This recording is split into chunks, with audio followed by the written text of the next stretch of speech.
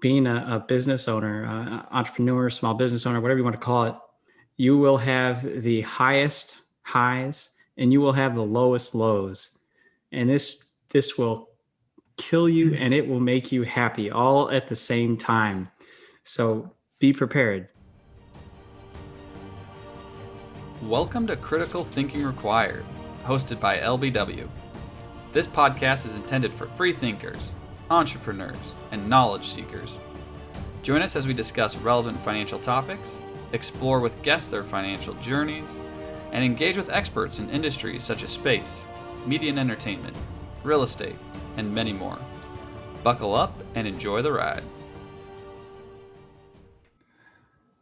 Welcome to Critical Thinking Required. You're with your hosts, my two partners, Dan Weiss and Nathaniel Leach, and of course, myself, Tim Bickmore. Thank you so much for joining us again. Today, it's just the three of us. We do not have a guest, and we are going to talk. You and I can make it if we try. Just the three of us. You and I. This is what you get when you have just the three of us. Sorry. Is you get nice intro songs. But because today we're more professional when we have a guest. That's right. Of course. But today we're not going to talk about songs or guests. We're going to talk about starting a business.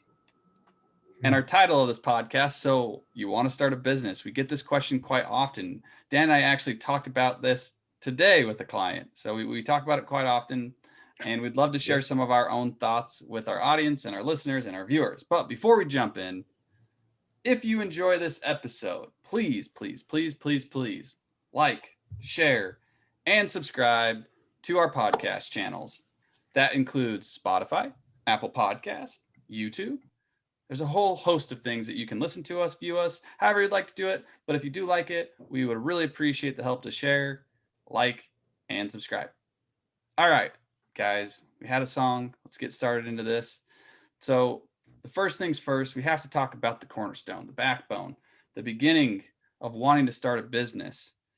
And the biggest piece is what could be called maybe product fit or market fit. But it's really what that means in simplification is maybe knowing your audience / knowing your business. What do you want to get into? Who would like to jump in and give some thoughts about just the very beginning of maybe you have an idea, but how do you figure out who you're going to sell it to? And how do you figure out what you're really in the business of? So from what our experience has told us, right, is that, and we speak and advise on this all the time, whether it's our formal business consulting or just in conversation form, that there are definitely people out there that are chasing the American dream of being self-employed.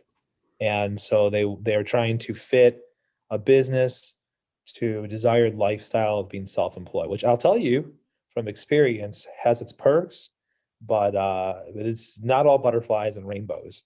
And then you have another situation where you're really being driven because you're passionate about something. Give you an example, and I think it's probably fair for us to use ourselves as examples throughout this podcast. The three of us here, the one who really truly probably is a entrepreneur in entire spirits is Tim. I won't fully speak for Nathaniel, but I'll do a little bit because I'm used to it. I love being a business owner of this entity, but I would have been fine having never entered into that realm. It was the passion for what we wanted to get done that drove me there. And so I think understanding where that comes from is really, really important, because what we see is that if that isn't in play, being a business owner is not the right thing for everybody. It really can become not an American dream, but an American nightmare really quickly. And so, especially, for example, we know a number of people in the restaurant industry. This is very, very popular in the restaurant industry, where you're being driven because the art that you create in your food is just so phenomenal that you want to bring it without being shackled by other things to the world, or you think you can do something better, or whatever be the case. And what ends up happening is you really quickly become the technician You're the business owner, you become the technician, and you end up cooking anyways. And as we will talk, and I'm sure we'll talk about it more so throughout this podcast, being a business owner is really got a number of different hats that you wear, right? You have to be the business owner and run the business, and you also have to be producing whatever the heck it is that you're trying to produce. So it's very easy to become the technician. So I think it's really important to understand not just, and maybe Nathaniel want to jump on this, not just really kind of like who you're targeting and really understand the why, right? Starting with why is a fantastic book for any person that's thinking about opening a business. But what's driving you, and is it going to burn you out? Is it going to get you in trouble? If really you have a purpose that you want to do and achieve in opening a business, and you're really not that entrepreneur, not that focused on the business pieces that can often conflict with what you are doing from a practice standpoint, a skill set, then make sure that you feel comfortable delegating that to finding partners, which we'll talk about that in this podcast too, that help complement your abilities. I will add to you, Dan, really quick. The Starting with Why is by Simon Sinek. Wonderful book. I just wanted to just give the audience the author there. If you have a solution, be sure that there's a large need for the solution. Don't assume that just because the solution works for you, that it's going to work for what you presume to be your target market. You have to do a lot of research in that regard. As for what's driving you, I agree with Dan 100% that Tim is built to be an entrepreneur. I honestly, it never really entered my thought process. It just kind of naturally happened. And in retrospect, for me, I think that's the best way that it could have worked out for me, is you just naturally fall into it. And it worked out very well for me. I will say that being a business owner, entrepreneur, small business owner, whatever you want to call it, it will come. And we got this from a client of ours, good friend, who's also a business owner. And he said it oh so succinctly. You will have the highest highs and you will have the lowest lows. And this will kill you and it will make you happy all at the same time. So be prepared. Your body's got to be built for that, because there will be some lows that will make your stomach turn, may even bring you to tears. There's no shame in crying, because sometimes it's warranted. But then there will be those highs that just make it all worth it. Yeah. Makes me think too, when you say that so much of this really too is understanding who the players are and how you're going to get them involved from the onset, because it takes a lot of time to get those factors right. And once you kind of hit the ground running, you're really running. So it's important to do that. Speaking of things we've heard from like clients and friends and so on that really stuck with us, a comment that we heard years ago, which is very true and may seem odd as we're starting this podcast talking about really first kind of melding what you want to do. But we talk all the time about, once you start a business, you have to very shortly after that start thinking about how you're going to get out of that business. And it's and there's a number of ways to do that. I mean, maybe you die in that business, but you still have to have a succession plan in play. Maybe it's happens before that event occurs. But a friend of ours mentioned she owned a business in Tampa for a long time, and I had asked her, well, how is it feeling now not being a business owner? I think it was probably about a year after she had retired, and she said she made a comment somewhere along the lines of, well, if I thought running a business for 30 years was difficult, try getting out of one. And that's because all this stuff builds up and it's very difficult, and you're pouring so much effort and money into that business that it's an opportunity cost. You may not pour money into other assets. So it's really important to be able to get that back out from a retirement standpoint, and from, I think, a worth standpoint, that it's got to be somewhere active in your mind the whole time about how you transition out of that business. I would add on to that when you're looking to get out from day one, that was a question on our minds about how we wanted to get out. What played into that question was a decision that we had to make, which was, do we want to be a lifestyle business or an enterprise business? So the difference between the two is most small businesses are lifestyle businesses. That is, that it provides enough income for the owners to live their lives.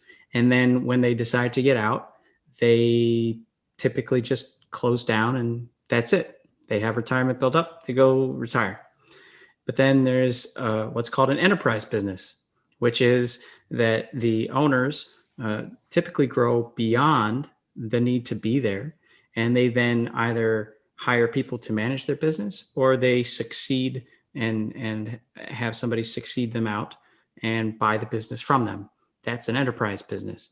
So from the very day one, we decided that we wanted to have an enterprise business. We want LBW Wealth to live beyond us. Because let's face it, when you get into wealth management, I mean, the way that we invest, the way that we help our clients plan their financial lives, estate planning needs, this is a multi-generational business. So why would we want to structure it as a lifestyle business when our clients are depending on us to go beyond their generation? It's just my 2 cents. So you guys all had both of you had great comments. And I think I'll end this piece of the podcast or the section and wrap it all back up. And I think if you're going to look at entering into business, you got to ask yourself, like Dan mentioned, is it something that you just love? Because the piece that you love is only going to be a sliver of what you actually do within owning a business. So you got to understand that. Then next is understanding, do you want this just to be a lifestyle business like Nathaniel mentioned, where maybe it's you, your significant other, maybe one employee or team member? Is it just going to be small? You can manage it so you don't have a bunch of headaches. So it doesn't, and that's all it's going to be. The hard part with that is you're going to work just as hard as Jeff Bezos, right? You're going to put in 80 hours of work a week, but the return's not going to be there. But what may be there is flexibility in time, not having somebody control your schedule. But I can tell you, if you're in the service business, your schedule isn't then just controlled by you, it's controlled by your clients or others, right? It becomes a little bit harder. So then the question is, well, maybe you want to make it an enterprise business like Nathaniel mentioned. That's a whole different ball of wax. Then you really, really do need to be comfortable with the business side. The business side needs to be something that you enjoy and that you really like to continue to push forward. Then once you get all that figured out, I think Dan hit it on the head. Who are you going to get involved? Is it your significant other? Is it family? Is it friends? I will say that if anyone is thinking about being a business owner or wants to at a young age, you are networking, you are building your business before you even know it. I have conversations with other clientele that own small businesses or even medium-sized businesses. And it's amazing the connections and the things that you build over your lifetime to help get you to the point where you have a Lollapalooza effect to actually jump off and start a business. So who's involved or who you know, don't burn bridges, always do the right thing, create a nice brand around yourself. That's compound interest, compound relationships over time. And then how do you get out? Is you get in and then you figure out how to get out. Because if you're a lifestyle business, you may not be able to get out. You may have to just liquidate. You may have to fire sale. There's a lot of things that kind of go into it. So that's all just thinking about what you want to do. That's really not hitting on, do I have a good product? Do I know what my target market is? Can I actually facilitate? Can I get in? But answering those questions will help you get to the point of then saying, okay, now is my idea realistic? Am I positioned to go about it? How not to? Which really jumps us into preparation. So this is like pre-preparation. The next phase that I kind of mentioned is then preparation, which is really looking at, okay, is this even a viable idea? Am I prepared financially, personally? Am I not? There's a lot of different things. So I guess I could probably throw this to, I'm going to have it start with Nathaniel on the preparation side. You got any thoughts there? Yeah. So the first piece that we're going to start with is what you want to make versus what you need to make. There's a vast difference between the two. The what you need to make is where you need to go over your finances with a fine tooth comb and understand what your true expenses are. You need to then understand what you absolutely need to make in order to survive. And then contrast that with what your ultimate goal income is. There will probably be a wide variance between the two. Most startup business owners make the mistake of having too rosy of projections about how well their business is going to do. I can assure you that 90% of what you think that you know when you first start up your business and how things are going to go, it ain't going to happen like you think it's going to happen. So you need to be prepared, not only financially, but also mentally, because your hopes will be crushed and things will not go as you originally imagine that they will. And that's okay, because there will be things that come out of left field that you just won't see coming.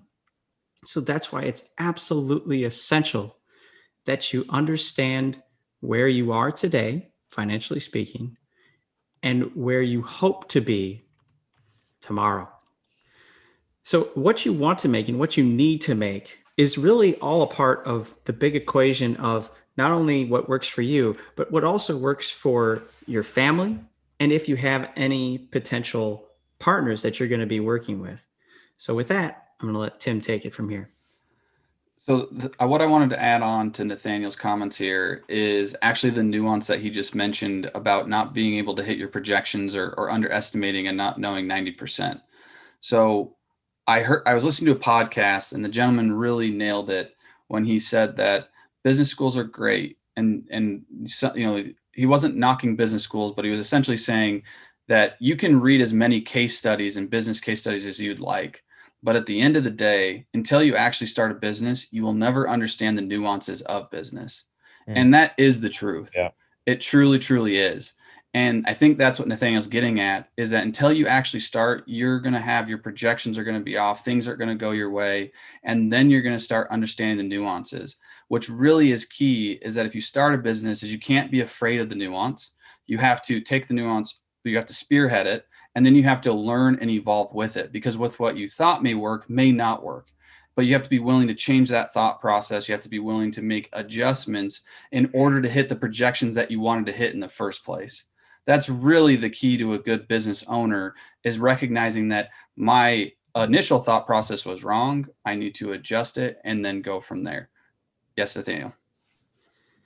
Just a quick note there for all of our audience members. For those of you who know me, I am not flexible. I do not like change. But that's why I got these guys in my corner, and also my wife Ying, because they understand flexibility and they just slowly coach me and shift me when we Not need to. always slow. I can move fast. That's true. I've learned. But Yeah, in all honesty, though, Nathaniel, what's great about that too, and I know Dan may hit on this from like a partnership and a family affair, like you were mentioning, but overall, what's really nice too is having somebody that does have some of that stability, right?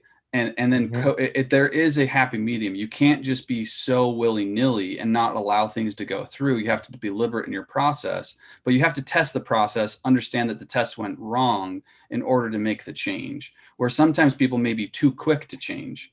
That also is a potential issue. You may just have to let yourself grow, or snowball effect, because you're not going to go get 1 million customers right away. You have to build into it. So it's incremental changes over time, which I think is extremely powerful. Or as you know, in Good to Great, it is the flywheel effect. You have to push that flywheel 1 million times to get it to spin. So it's never one big push. It's never one big idea. It's incremental pushes until you can get it to spin. That really is the key. That's where you can have the highs and the lows, and it's the grind, is what people say. Agreed. Trust the process. Mm-hmm. You know, too, this whole know what you want to make and what you need to make that Nathaniel brings up never goes away. Because it's the same question that gets addressed when we talk to clients about helping them sell their business. Same thing in the sense of what do they need to get from the sale and what do they want to get. This is a constant thing. It's just always moving, but it never goes away. Speaking of a family affair, and I'm sure both of you have some things to add to this when it comes to preparation. We could use ourselves as an example, but this is another thing that I think goes throughout the entire lifespan of a well-run business. And I'll quote a friend of ours who did a podcast maybe a month or two ago for us, Diane Cedar, who spoke about selling a multi-generational business. And I'm going to talk actually about two things that I've learned from Diane Cedar, among many things that I feel she's mentored myself on, is that one, Diane Cedar will tell you that what is good for the business is good for the family. What is good for the family is good for the business. And she is a strong believer. I've had other people in the Madison community speak in a tune where it's like, sounds like Diane Cedar. Sure enough, there, it is. They've spoken to her and she's given the same piece. Diane made it a point to really bring her family, even if they weren't involved, into these conversations. If nothing else, from an educational standpoint, so they knew what was going on, because they did have an interest. Sometimes it's not an economical interest, but a lot of times it's an indirect economical interest. So when you're talking about preparing to start your business, your closest family members are going to be essential to your success. When we started this, Nathaniel's wife, Ying, my wife, Carrie, they were in on all the conversations for the most part. Not maybe the real technical stuff, because that may have bored them to death, but the theory behind what we were doing, the spirit of it, they had to be, because we knew that we would have to rely on them.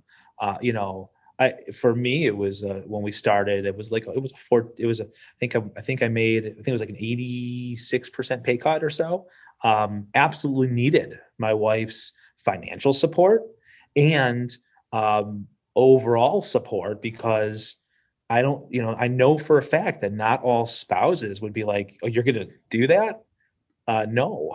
And we can talk again about, I'm sure we will, about how you can finance and leverage things. And of course, my wife became very involved in that too, because it impacted her.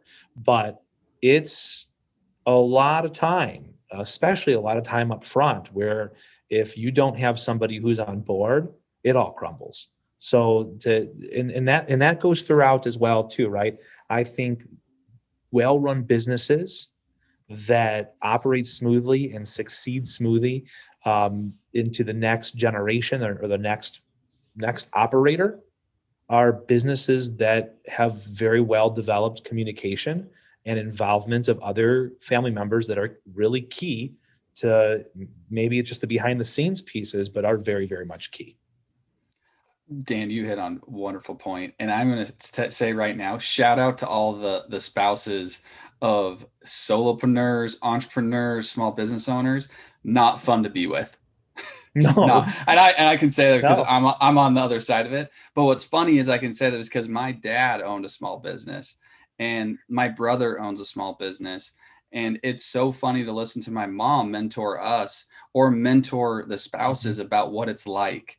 Because, for my father, for example, he was a full-time firefighter. And then on his off days, he was tiling 12, 14 hours a day.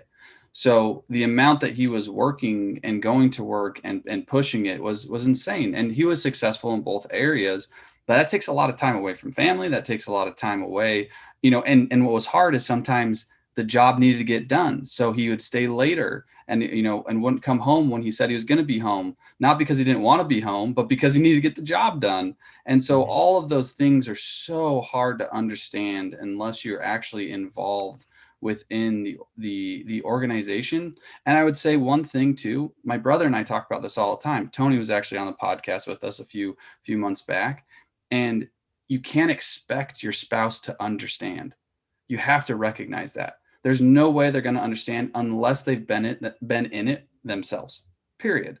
And so you can't blame them. You can't be mad at them. You can't be, force an understanding. You just have to understand that there's going to be a breakdown of of true grasping of the situation. The other thing that I just add on to Dan's comments is, having the communication with your spouse, but in addition with your partners, is I will admit on this podcast today that these two have made me become way more vulnerable to outside family than I think I've ever been. And I truly appreciate it, but goddamn, it's hard. Like it's not fun. It's not the best, but I can tell you that it really improves our relationship. And we have to talk about things that aren't business related, but are business related. And I will give the most credit to the guy upstairs here. He's the one that pushes that, but it really is true communication, because there are outside risks, or there's outside things or strengths that come from outside of the business that you need to discuss with your business partners and be upfront about it. And that sometimes is a really, really difficult thing to do, because these two aren't my family. I mean, I met these guys. I knew them for a solid 18 months before we really got into this marriage. And so it's definitely a needed thing, but it's depending on who you are, it's a learned opportunity. But I can tell you that it's helped me outside of my business life, in my relationships outside of business, which has been extremely beneficial. So I'm glad you hit on that, Dan. I just wanted to give a shout out to the spouses. Very well said, Tim. Just to follow up, Tim, the guy upstairs, is that me or Dan? That's you. You're upstairs for me. Sweet. Wasn't sure if you're talking about God there, so I don't want to. No. That's Nathaniel. Don't But I guess there, Nathaniel. Yeah, that's gonna be ego going. God. Jeez. No, to Tim's point about you have to find a spouse. The spouse is either not going to understand what you're going through because they haven't lived it, or they come from a family or they've done it themselves. And I've been very fortunate where I have a spouse who's actually lived it. Her mother was a small business owner, and she's told me stories about she would literally sit at her kitchen table with the entire family, and they would piece together what my mother-in-law does, which is like, a remote, all those the play button, the words on that remote. That's what she does. And my wife tells me about all the time about how she would sit at the kitchen table and do that. So I've been very fortunate that I have a spouse that understands that. In addition, I'd also like to add that the family is absolutely critical. If you don't have that support, as they both Tim and Dan have said, this will crumble. So if you're not on the same page, I cannot emphasize that enough. They need to be on the same page, because they will not understand, because they will not be in it. At the same time, it is essential that you maintain a work-life balance. I joke all the time that if I was not married to my wife, if she, God forbid, died today, I would be at the office living out of it. I would bury myself at work. One, because of obviously emotion, wanting to not address the passing of my wife, but also because I love my job. I love this business. I love what I do. I love waking up every morning to it. But you can't have a family like that. So you have to make choices in understanding that, yes, I could be phenomenal at this job if I really wanted to, if I really wanted to apply myself. If I wanted to be Warren Buffett, I can't be Warren Buffett. I can't do it. It's not possible. The man has too much knowledge that he's compounded over the decades. But if I wanted to make an attempt at being like Warren Buffett, I would need to do this 24/7. That man worked his ass off at the expense of his family. He has acknowledged this repeatedly. And I don't want to do that. I will not do that, because I value my relationship too much. And I don't want to risk that for this business. So personal must always come first. And if you're fortunate enough to have great partners like I am, they will understand this. So if you say that you have to go for a walk with your wife because you haven't spent time with her all day, they understand. And I'm going to go on that walk, and then I'll come back and then I'll work again. I don't think it's that easy to do too. I think Nathaniel brings a good point, but it's really hard to do because when you become vested in the interest of what you're doing, when it's your equity, when it's part of you, it's really difficult. We see this in the sell side a lot too. It's difficult to let go. It's really easy to get buried in it. There's an adrenaline that goes with the creation of something. When you have something that we had nothing, it was dust. We had some very loyal people, which we were very grateful and impressed that came with us, but it wasn't a lot of money. And then you build it up, and it's hard to stop. Um, and sometimes you can't. Like I think a lot of times, I know Tim has gotten this. We've talked about this too. I think when you're a business owner, people will think, oh, well, you can do what you want to do. No, we've got hundreds of bosses. Okay, it's because every client is our boss, and our partner, and every center of influence network or person we have to still answer to, and that's just the way it is.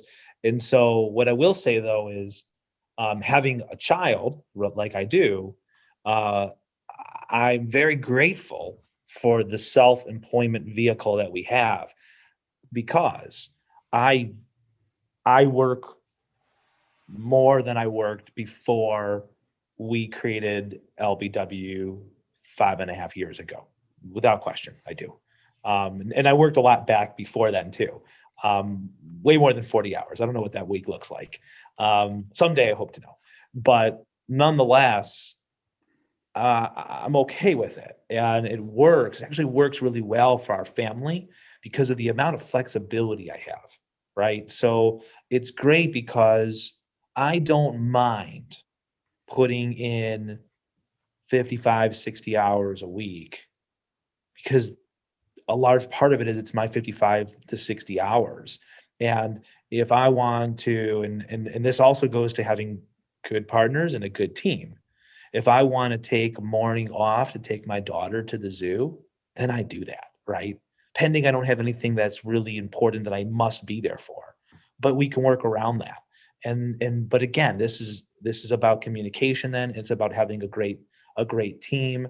Um, we had an article that Jan Wilson in business wrote on the firm when we started about 5 years ago, and we discussed, and Tim alluded to this, that when you, particularly in the case of a partnership, which we'll talk about some corporate structure differences, but when you have a partnership, it's like having a marriage, but without the emotion initially, perhaps. I think there's still, obviously, like Tim said, a lot of that emotions, different emotions, of course, but nonetheless, they're in play. It's like a marriage. Like you are tied to each other, and we have heard a lot more negative things and seen when it comes to partnerships than positives. But we were warned. We were warned by an attorney that we knew, that, oh, this 3 years from now, one of you is going to be gone. And are you sure you want to do a partnership? I got to tell you, it's been beautiful. But it's because, speaking for myself, I selected the right partners, and we vetted stuff together, and we have deep mutual respect for one another. And it's worked really well for us. I also think three is a magical number. And we could talk about that too, but there's always an odd person out, and we respect that position. So it's made it so that we can't be gridlocked. And I think that that's a valuable thing. Two is probably a lot more difficult. We've seen that in play. And then once you start getting four and above, it can get kind of messy with just having so many, hands in play. But nonetheless, this relationship that you're going to build in the preparation stages here, it's just going to be well past beyond you. I want to hit on one thing that Dan mentioned in there, and it's the adrenaline piece, which kind of goes back to what Nathaniel was talking about with balance. So I'm still working on this 5.5 years later, but Dan and I talk about it all the time. Specifically within our business, we have to do a lot of client-facing activity. We have to do a lot of relationship management, and that comes with having a lot of meetings with others. For Dan and I, based off our personalities and who we are, Dan and I get excited about it. It feeds us. It feeds our souls in a certain way. But what happens is it then jacks up your adrenaline. And that adrenaline comes and you like it. But what's really, really difficult is and I'm going to use myself as the example, have to come off of Tim work mode and get into Tim home mode. What I've realized is that get off the Tim work mode takes me a long time to come down from. So with COVID, because of not having to have a drive that's 30 minutes there and back, which honestly is not enough time for me to really come down from work, it is really difficult. And that's a balance that you have to strike, because what Becca, my significant other, does is like, I don't want to hear about work. Because like Nathaniel says, he loves this. I also do. And I get really, really excited. And I just want to share all the cool things. And she's like, I've heard that 4 times. I don't need to hear it again. So overall, learning how to balance. And then also from the spouse perspective, which I do respect Becca for supporting me in a lot of ways, is then also getting that support, but also not being overbearing, because things are always changing. Like Nathaniel said, there's highs, there's lows, there's all this emotional turmoil, but you have to find outlets to get that out, sometimes outside of your internal space. Because I can tell you that your spouse most likely at some point is going to tell you, okay, I'm done. I don't want to listen to this anymore. Go talk to somebody else about it. And Nathaniel and Dan are smiling because they probably understand exactly what I'm saying. But it's really is a difficult thing. It's that balance. Last thing I'd mention with the partnership piece, which we could go into the positioning, is I just want to say that one of the reasons why our partnership has flourished so far is I don't think we did this at the beginning intentionally. I think we all are kind of similar mindsets in this exactly, but Nathaniel, Dan, and I have played, I think, what's called plus sum games, right? That's what we've played with each other. So we've entered into a realm where we win if these other two win. And a lot of that is because we all bring different skill sets to the table. We don't step on each other's toes. I need Nathaniel for his skill sets. He's got some things that I'll never have. And honestly, I'm glad I don't, because it's just not me. There's some things that Dan does and can bring to the table that I don't want to do either. That's just not my thing. I don't like it, but I need it to have a successful business. And so I don't have to wear those kind of hats, which makes me feel a lot better. And I can relieve that. Or sometimes, and so what I would call is, again, a plus sum game. That's not a zero sum game. I'm not taking from them. I'm benefiting from them, right? We create a symbiotic relationship with one another. Where what happens sometimes, I feel, with partnerships is where you have the same skill sets. And so you're taking from one another. You're trying to say, oh, this is my role, but it's like, no, I'm better at that. So you have different personalities. What's great about us is we all have very different personalities. We have the same framework. We may come from different areas, but we always come to the same conclusion, right? I think the three of us, when it comes to a rational standpoint, have a good enough ability to remove the emotions to get drilled down to what makes sense for the business, and maybe not just what makes sense for one of us, because if the business does well, we all do well. And that really has been a very powerful thing over the last 5 years when it comes to like a strategic partnership between the three of us. And so to find that with somebody else to complement skill sets and then to support and promote those skill sets is, I think, something that sometimes is hard, because you got to put your ego away. Can't be always the leader, can't always be the one that's pushing it forward. You got to let other people be in the game and contributing. And that goes with all team members, not just people who maybe you're in business ownership with. So that's what I got to add from Dan's comments. Those are some excellent points. I would add that in addition to promoting everyone's talents, I think that we also help each other grow. Like when we first started out, Tim was still getting his CFP. And then from there, he went to get the CPWA. He couldn't have done that without Dan and I taking on certain aspects of the business so that he could then go study for that. And then it just kind of snowballed from there. The same thing goes for any one of us.